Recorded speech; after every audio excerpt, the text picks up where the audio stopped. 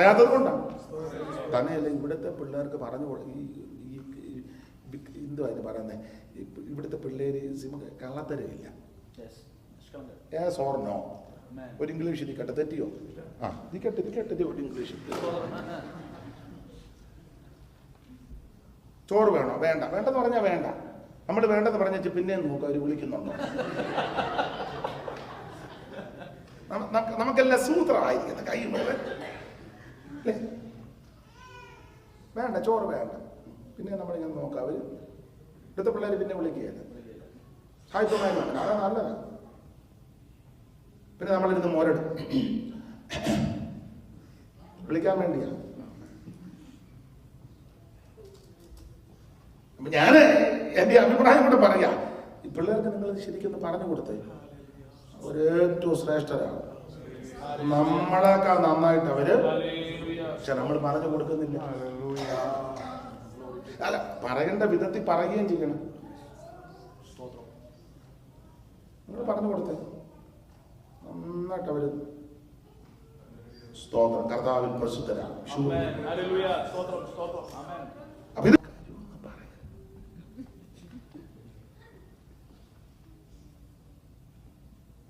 ഞാൻ പറഞ്ഞു പറയത്തില്ല.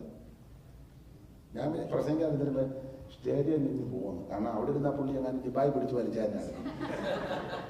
ഞാൻ അങ്ങോട്ട് നോക്കിയില്ല. അങ്ങോട്ട് ചക്രവയ്ക്ക് അനുസരിച്ചു. ആ യോഗം കഴിഞ്ഞപ്പം കുറച്ച് യൗവനക്കാരും ചെല്ലുന്നത്, അയ്യോ ഞങ്ങൾക്ക് ഇപ്പോഴാണ് ഇത് മനസ്സിലായത്, വൈകിട്ടൂടെ ഇത് പറയണമെന്ന്. പുള്ളി ഇത് പറയാതെ പൊത്തി ഇരിക്കുക. നാട്ടിലുണ്ടല്ലോ അമ്മമാർ അട ഉണ്ടാക്കുന്നത് പോലെ വിരലിന്റെ പാട് മാത്രം.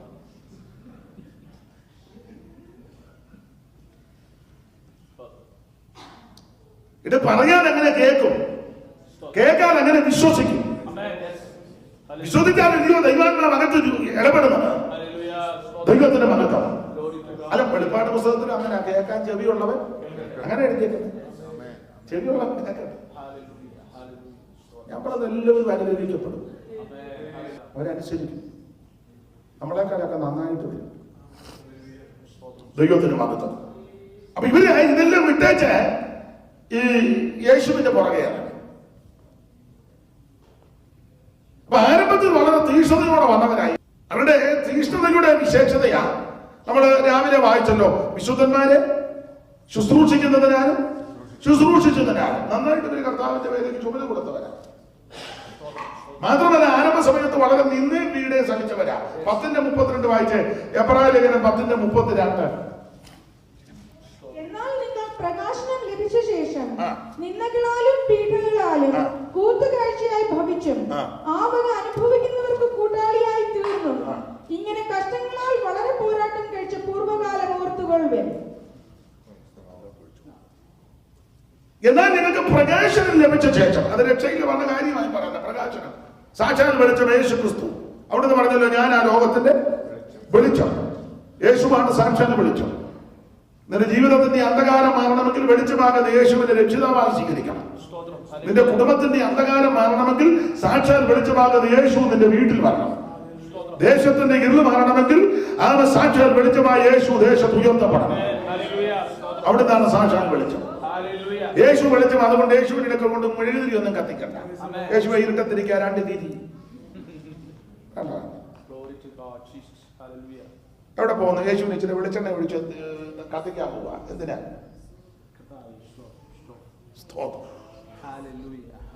യേശുവിന് തിരിയും കൂടെ കണ്ട. യേശുവിന് 2 പേടി.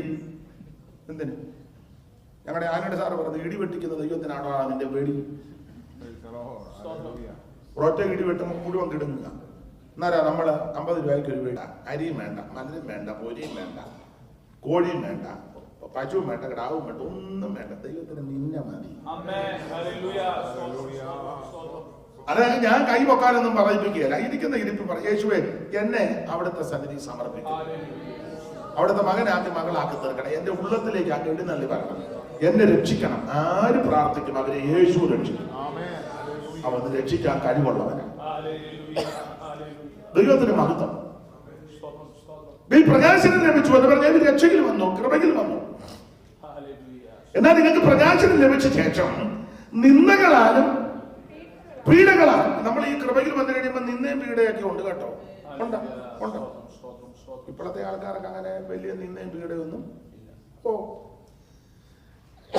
ഇപ്പോഴത്തെ ആൾക്കാരുടെ ടെൻഷനും ഒക്കെ കേട്ടാൽ നമുക്ക് ചിരിയും വരും. ചിരി വരുന്നത് എനിക്ക് ചിരിയാ വരുന്നത്. ഞാൻ ഉറക്കം ചിരിക്കുകയല്ലെന്നേ ഉള്ളൂ. ഒരാൾ പറഞ്ഞു ഫസ്റ്റ് പ്രാർത്ഥിക്കാൻ ടെൻഷനാണ്. ഞാൻ ചോദിച്ചു എന്നെ ടെൻഷൻ? അത് നമ്മൾ ഉദ്ദേശിച്ച പെയിന്റ് കിട്ടിയില്ല വീടിന്. കാരണം മോടെ കല്യാണമാണ്, എല്ലാം ഒന്ന് വൃത്തിയാക്കണ്ടേ. പ്രാർത്ഥിക്കുന്നു. ഒത്തിരി കടകൾ ഡ്രസ്സിൻ്റെ കാര്യത്തിൽ ഇപ്പം തർക്കം നടക്കുക. എറണാകുളത്ത് പോയി എടുക്കണോ അതോ തിരുവല്ലായിൽ നിന്ന് എടുക്കണോ എന്ന് ടെൻഷൻ. ഞാനത് കാരണം അങ്ങ് ഭയങ്കര ടെൻഷനാണ്. എന്നാ ചെയ്യുന്നെന്ന് അതാണോ ടെൻഷൻ. അപ്പം ചെറുക്കൻ കൂട്ടർ പറഞ്ഞ് എറണാകുളത്ത് നിന്ന്, ഇവർ പറഞ്ഞ് തിരുവല്ലായിൽ നിന്ന് എടുക്കാമെന്ന്. അപ്പം അത് തർക്കമായി, ടെൻഷനാണ്. മനസ്സിലാകുന്നില്ലേ? അപ്പം ഇതൊക്കെ കേൾക്കുമ്പോൾ എനിക്ക് ചിരിയാ വരുന്നത്.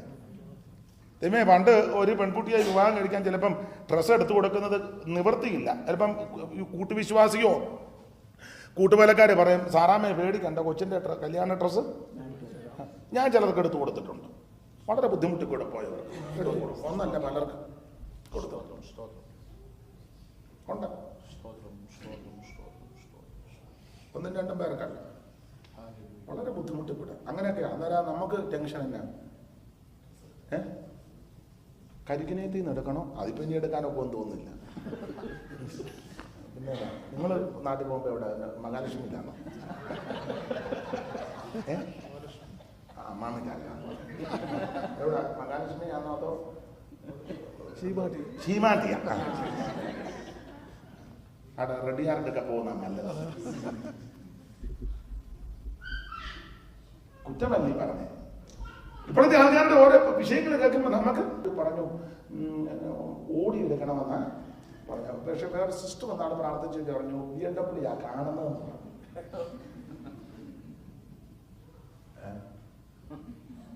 നമ്മുടെ ടെൻഷനേ.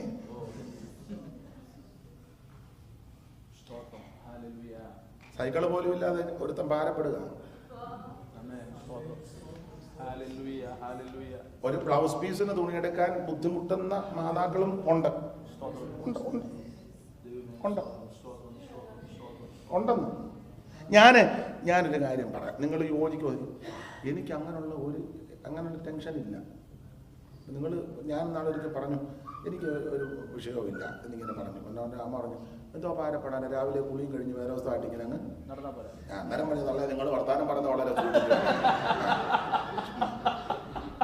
നിങ്ങൾ എല്ലാവരോടും കയറി കൊമ്പ് കോർക്കും പോലെ.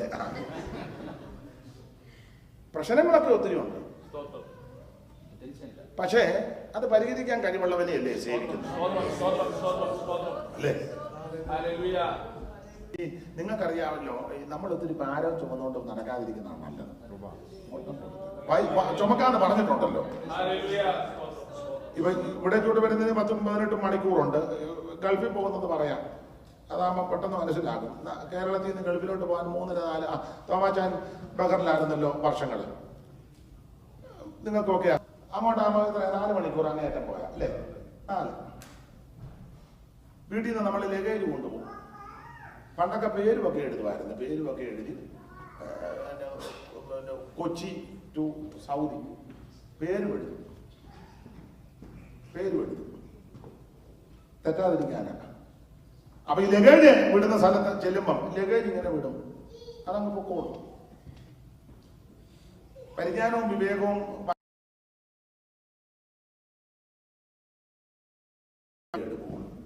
എനിക്ക് അവിടെ കിടന്ന് അത് അങ്ങോട്ട് മാറ്റിയിട്ട് ഇങ്ങോട്ട് മാറ്റി ചെല്ലും കണ്ടിട്ടില്ല. ആവശ്യമില്ലാത്ത എല്ലാ സൈഡിലും കൂടെ കുത്തിക്കും.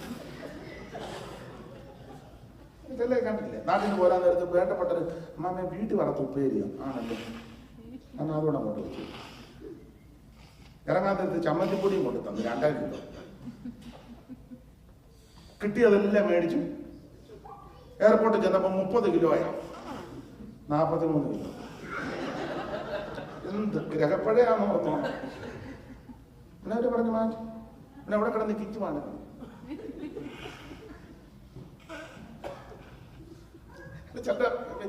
അതിന് വിവരക്കേടെന്നായി പറയുന്നത്. പിന്നെ ഭർത്താവ് പറഞ്ഞു നിന്നോട് ഞാൻ അമ്മാരെ പറഞ്ഞതാ കുന്തം എടുത്തതിനകത്ത് അവിടെ കിടന്ന് വഴക്കാം. പിന്നെ അവിടെ ഇരുന്നവരും കണ്ട് നല്ല ഫാമിലി, കയ്യും കോട്ടും എല്ലാം കെട്ടി നിപ്പ് കണ്ട കൈയുടെ നീളം മുക്കിന്റെ താഴെ വരെ ഉണ്ട്. ഉടനെ അച്ഛൻ പെട്ടുതാ, അച്ഛൻ അനുശോഭം പറഞ്ഞെ പെട്ടുതാ, അലുവ എടുക്കരുത്. ഉടനെ അലുവ എടുത്ത് മാറ്റി. പിന്നെ എന്നാണ് അതാണ് അയ്യോ അത് അച്ചപ്പോ ഞാൻ തമാശ പറഞ്ഞതല്ല. ഉടനെ അതിന്റെ ചുമതലപ്പെട്ടവർ വന്ന് കുറേ കേട്ടെടുത്ത് നമ്മുടെ കാണിക്കാൻ അവർ കൊണ്ടുപോയി. കഷ്ടപ്പെട്ട് അലുവ ഇളക്കി ഊപ്പാട് വന്ന അതെടുത്ത് വേസ്റ്റിനകത്തോണ്ട് അല്ല അങ്ങനെയുള്ളവരുണ്ട്. ഞാൻ 30 കിലോ എന്ന് പറഞ്ഞാൽ 27 കിലോ വെക്കും. എനിക്ക് ഒന്നാമത്തെ ഭാഷ അറിയാൻ പറ്റില്ല, അവിടെ കിടന്ന് പറഞ്ഞാൽ ഒന്നും മനസ്സിലാകത്തില്ല. ആ വിഷയത്തിൽ ടെൻഷൻ ഇല്ലാതെ നിൽക്കാമല്ലോ. ചിലപ്പോൾ അങ്ങോട്ടും ഇങ്ങോട്ടും വ്യത്യാസം വരാം. അതിനാ 27 അവരുടെ തൂക്കുമ്പോൾ ചിലപ്പോൾ 28 അല്ലെ 28. വിഷയമില്ലല്ലോ. 42 കിലോ ആയിട്ട് നിൽക്കുക.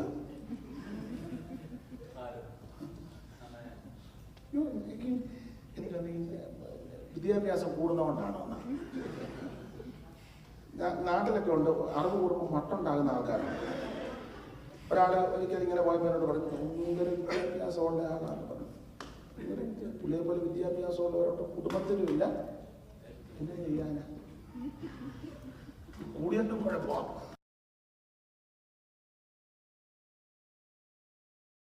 ലഗേജ് വിടും, ലഗേജ് അങ്ങ് പോകും. എന്റെ ലഗേജ് പോകുന്നുണ്ടോ എന്ന് പറഞ്ഞ് നോക്കിയൊന്നും അവിടെ നിൽക്കണ്ട. അതൊക്കെ പോകേണ്ട വഴി കൂടെ പോയി വരേണ്ട വഴി വന്നോളൂ. ബുദ്ധിയുള്ളവരെ ചെറിയ ബാഗുമായിട്ട് ഫ്രീ ആയിട്ട് നിശ്ചയിക്കപ്പെട്ട സീറ്റിൽ ഇരിക്കുക. അവർ നിർദ്ദേശം ആദ്യമായിട്ട് വരുന്നവർക്ക് നിർദ്ദേശമൊക്കെ തരുമല്ലോ, അതനുസരിച്ച് പാലിച്ചവിടിരിക്കുക. ഈ 4 മണിക്കൂർ കൊണ്ട് അത്യാവശ്യം കഴിക്കാനുള്ളതും തരും. വീട്ടിൽ കഴിക്കുമ്പോൾ 4 കുറ്റി പുട്ടിന്റെ അണ്ടയത്തേക്കായി അതൊന്നും കിട്ടുക. നാടൻ ഭാഷ പറഞ്ഞ കത്തലടങ്ങി. കാരണം കൂടെ പറയാം, ഇത് ഈ ഓടി ഇങ്ങോട്ട് വന്നേച്ച് വിമാനം പൊങ്ങി ഇങ്ങനല്ലേ പോകുന്നത്. കേരളത്തിൽ നിന്നാണ് സൗദിയിലോട്ട് ഇങ്ങനെ ചെന്നിറങ്ങുന്നത്. ഏതാണ്ട് 38,000 അടി ഉയരം. ഉദ്ദേശം ഒരു കണക്ക് പറഞ്ഞതാണ്. അപ്പം ഇതിങ്ങനെ ഇങ്ങനെ പോയി സൗദിയിലോട്ട് അല്ലെങ്കിൽ ബഹറിൻ ചെന്നിറങ്ങുന്നത്. അപ്പൊ ഇതിനകത്തിരിക്കുന്ന ആള് ഫ്രീ ആയിട്ടിരിക്കണം. എന്റെ ലഗേജ് ഞാൻ ചെറിയ ബാഗ് പോലും പിടിക്കാൻ അവർ അനുവദിക്കുക. അവരൊന്നും മുന്നോട്ട് വെക്കാൻ പറഞ്ഞു. ഫ്രീ ആയിട്ടിരിക്കണം. അത് ഭാവിച്ചോളൂ.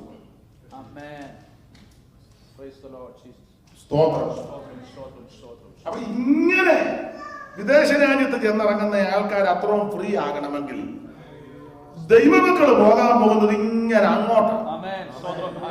ബുദ്ധിമാന്റെ ജീവിതയാത്ര മേലോട്ടാണ്. അപ്പൊ എന്തും വേണം ഫ്രീ ആകണം. അതുകൊണ്ടാ സായിപ്പ് ഒരു വരി എഴുതി, പാരങ്ങൾ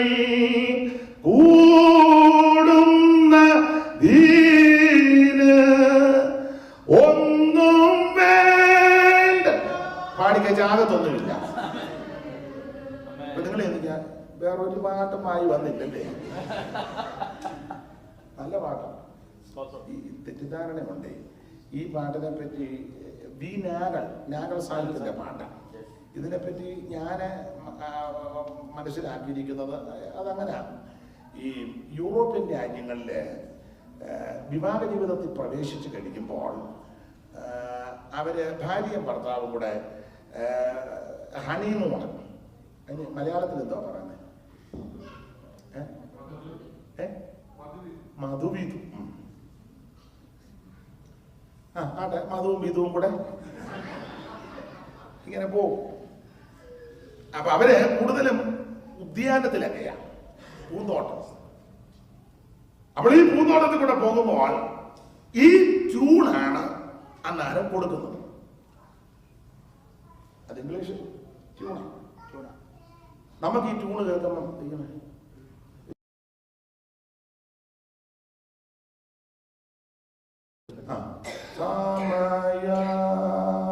നമുക്ക് ഈ ട്യൂണ് കേൾക്കുമ്പോൾ അത് വിധവാങ്ങും.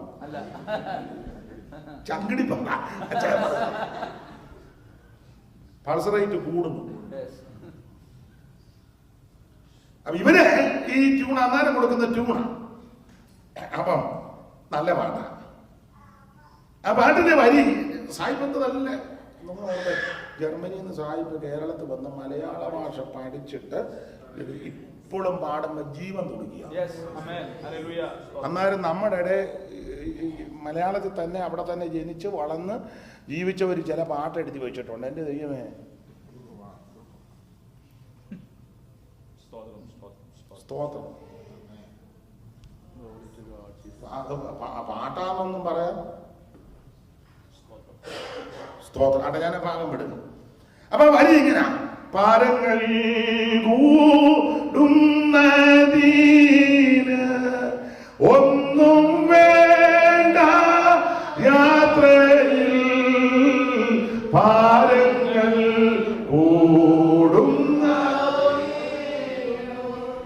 ഒന്നും വേണ്ട യാത്രയിൽ, അല്പമാപ്പം വിശപ്പീന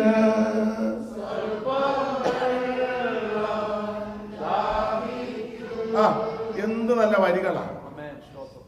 അല്പം അപ്പോ മതിയോ?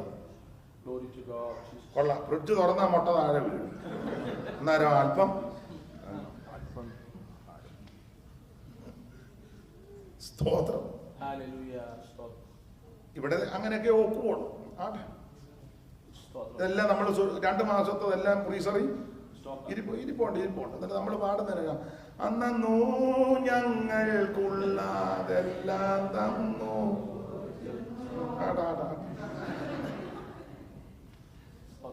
ഈയിടെ ഞാൻ പറഞ്ഞ പോലെ പറഞ്ഞു, പാസ്റ്റർ അന്നെന്നുള്ളത് ഫ്രീസറിൽ നിന്ന് എടുക്കുക എന്ന് പറഞ്ഞു. എല്ലാത്തിനും നമുക്ക് വ്യാഖ്യാനം ഉണ്ടല്ലോ. അവിടെ അന്നെന്നുള്ളത് ദൈവത്തിന്റെ മഹത്വം. ഭാരങ്ങൾ കൂടുന്നതിനൊന്നും വേണ്ട യാത്രയിൽ, നീ ഫ്രീ ആയിട്ട് പോകണം. കേരളത്തിൽ നിന്ന് ഗൾഫ് നാട്ടിൽ പോകുന്നവര് 4 മണിക്കൂർ വിമാനയാത്രയിൽ അതുപോലെ ഫ്രീ ആയിട്ട് ഇരിക്കുന്നെങ്കിൽ ദൈവമക്കൾ പോകുന്നത് അങ്ങോട്ടാണ്. സ്തോത്രം. ബുദ്ധിമാന്റെ ജീവിതയാത്ര മേലോട്ടാ, കീഴെയുള്ള പാതാളത്തെ ഒടിഞ്ഞു പോകുക. അപ്പൊ നമ്മൾ അങ്ങോട്ട് പോകുന്ന സൈമൺ സാറ് കൊടുത്തിരിക്കുന്ന പ്രയോഗം നക്ഷത്രമണ്ഡലങ്ങളൊക്കെ താണ്ടി പോകുമെന്നാണ്. നിങ്ങൾക്ക് ആ വരി അറിയാമല്ലോ: 1000 കോടി വാനഗോളങ്ങളെ താണ്ടി, 1000 കോടി വാനഗോളങ്ങളെ താണ്ടി പോയിടും നിന്മാർഗം ഊഹിക്കാതോ കാണും ഗഗനതല മധു മനുജ ഗണനയുമതിശയി ചുയരും പിതൗ തവ ഭാഗ്യമ ഹീമയെ വാഴ്ത്താനാവതോ സൗഖ്യം ലേശമെങ്കിലും ഉറപ്പാനോ, സൗഖ്യം ലേശമെങ്കിലും ഉറപ്പാൻ ഇതോ മണവറക്കടുത്തു നീയണയും സമയത്തു നിന്നെ കാണുവാൻ സ്വർഗ കാമിനി ഗണം അമിത കുതുകമൊടാതര അരികെ വരും. തവ കൈകളെ കാന്തൻ പിടിക്കും മോദവാൻ. നിത്യ സ്നേഹഭാവനത്തിനുള്ളിൽ പൂവാൻ, നിത്യ സ്നേഹഭാവനത്തിനുള്ളിൽ ബാലസൂര്യാകാന്തി കോലും ചേലടും ചിറകിനാൽ നീ മേലുലകം കടക്കുന്ന കാഴ്ചയെ പോര കനകമണി ഒരു ഗണിക സുതരൊട്ട് സഹിതമായിടും തവ ബാബിലോൺ ശിക്ഷയ ഘോര വീഴ്ചയെ കാൺമാൻ ബാലനീവ നേകണ. നമ്മുടെ സകല ഭാരങ്ങളും വഹിക്കാൻ കഴിവുള്ള ഒരുവനുണ്ട്. നിന്റെ ഭാരം യഹോവയുടെ മേൽ വെച്ചു കൊള്ളണം. നാളോറും നമ്മുടെ ഭാരങ്ങൾ ചുമക്കുന്ന ഒരു നല്ല കർത്താവ് നമുക്ക് വേണ്ടിയുണ്ട്. ഇന്ന് ഈ വൈദ്യ വേളയിൽ വിവിധ വിഷയങ്ങളിൽ ഭാരപ്പെടുന്നവർ ഇതിനകത്ത് കാണും. അത് മുഴുവൻ കർത്താവിന്റെ കരങ്ങളിൽ കൊടുക്കുക. ഞാൻ പറഞ്ഞു വന്നത്, എനിക്ക് അങ്ങനെ വലിയ ഭാരമൊന്നും വിഷയമില്ലെന്നല്ല, ഭാരമൊന്നും അങ്ങനെ എന്തിനാ ടെൻഷൻ? എനിക്ക് ടെൻഷൻ മാറുന്നതിന്റെ 1-2 കാര്യങ്ങൾ ഞാൻ പറയാം. നിങ്ങൾ യോജിക്കത്തില്ലെന്ന് എനിക്കറിയാം.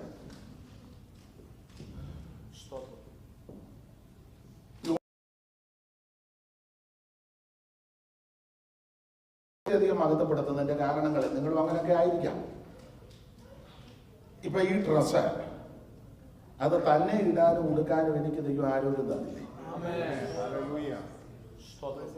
നിങ്ങൾ ചിലരെ നോക്കിക്കേ, അവര് കിടക്കേല, ആരേലും ഉടുപ്പിച്ചാ ഉടുപ്പിച്ചു ഇട്ടായിട്ട്. അപ്പൊ അത് വെച്ച് നോക്കുമ്പോ എന്ത് ഭദ്രമായിട്ടാ ദൈവം. ടെൻഷൻ മാറി പറയും. നമ്മുടെ മുൻപിൽ വെക്കുന്ന ആഹാരം നമ്മുടെ കൈ കൊണ്ട് വാരി വയറ് നിറച്ച് കഴിക്കാൻ നമുക്ക് അവസരം തരുന്നല്ലോ. എത്രയോ പേര് ആശുപത്രികളില് ഇങ്ങനെ എന്തുവായിരുന്നു പറയുന്നേ, ട്യൂബിൽ കൂടെ അതിന്റെ അറ്റ വെച്ചിട്ട് തുറന്നിട്ട് ലിക്വിഡായിട്ട് ഒഴിച്ചു കൊടുത്ത് അത് പതുക്കെ വന്ന് അതൊന്ന് കണ്ടേ. അവരെ ദൈവം പിടിപ്പിക്കട്ടെ. പക്ഷേ അത് വെച്ച് നോക്കുമ്പോ എന്ത് ഭദ്രമായിട്ടാ ദൈവം. ചില ആ വരവ് ഇരുപ്പോ ടെൻഷൻ ഇന്നതിന്റെ പേക്കളിയെല്ലാം മാറ്റി വെച്ചേ പോവാവും.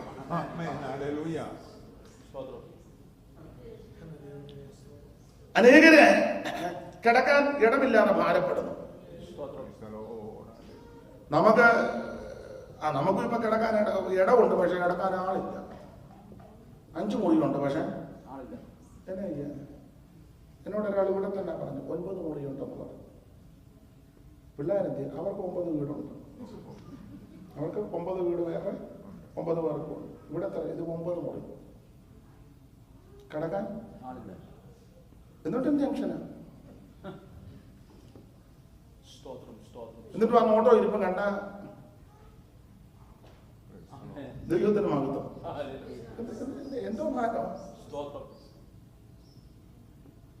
അയ്യോ, തലമുറയില്ലാതെ ഭാരപ്പെടുന്നവരുണ്ട്. ദൈവം നമുക്ക് തലമുറയെ തന്നില്ലേ? അവരെ കൂടെ വെച്ചൊന്ന് തുലനം ചെയ്യുന്നേ. സ്തോത്രം, സ്തോത്രം.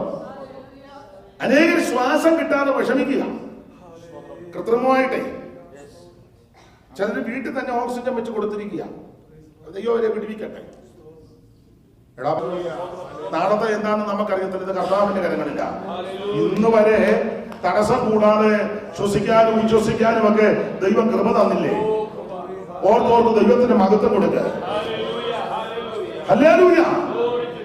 ഞാൻ പകല് പറഞ്ഞ പോയിന്റോട്ട് വീണ്ടും വരിക. നിങ്ങൾ ഉദ്ദേശിക്കുന്നത് പോലെ ഒരു പ്രസംഗമായിരിക്കുകയല്ല. കുഴപ്പമില്ലല്ലോ. എന്തെങ്കിലും കുഴപ്പമുണ്ടേ പറ. അയ്യോ, ഞങ്ങൾ ഇങ്ങനെ അല്ല പാസ് കത്തിക്കുമെന്നും പറഞ്ഞാ ഞങ്ങൾ രാത്രി ഇല്ല, കത്തിക്കത്തില്ല, കത്തണ്ട. എല്ലാവരും ശാന്തമായിട്ടിരുന്നത് കേട്ട് ഇത് അയവിറക്കി.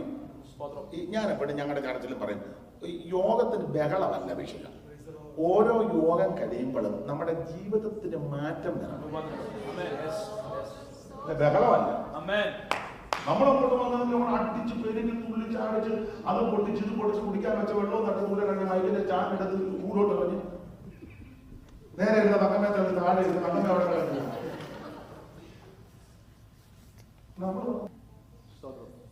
ഓരോ യോഗം കഴിഞ്ഞപ്പോൾ ഞാൻ സഹിതം ജീവിതത്തിന് ക്രമീകരണവും ജീവിതത്തിന് വ്യത്യാസം വരുത്തണം. അതാ യോഗത്തിന്റെ വിജയം.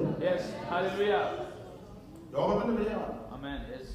അല്ലെങ്കിൽ നമ്മൾ വെറുതെ യോഗം നടത്താന്നല്ലാതെ പിന്നെ പണ്ട് ഒരു സിനിമാ പാട്ടാണെന്ന് തോന്നുന്നത് കേട്ടിട്ടുണ്ട്. സിനിമാ പാട്ടാണോ പാർട്ടിയുടെ ആണോ? ഇപ്പൊ അത് പാടിയ നിങ്ങളെല്ലാം ആത്മീയരായതുകൊണ്ട് ചിലപ്പോൾ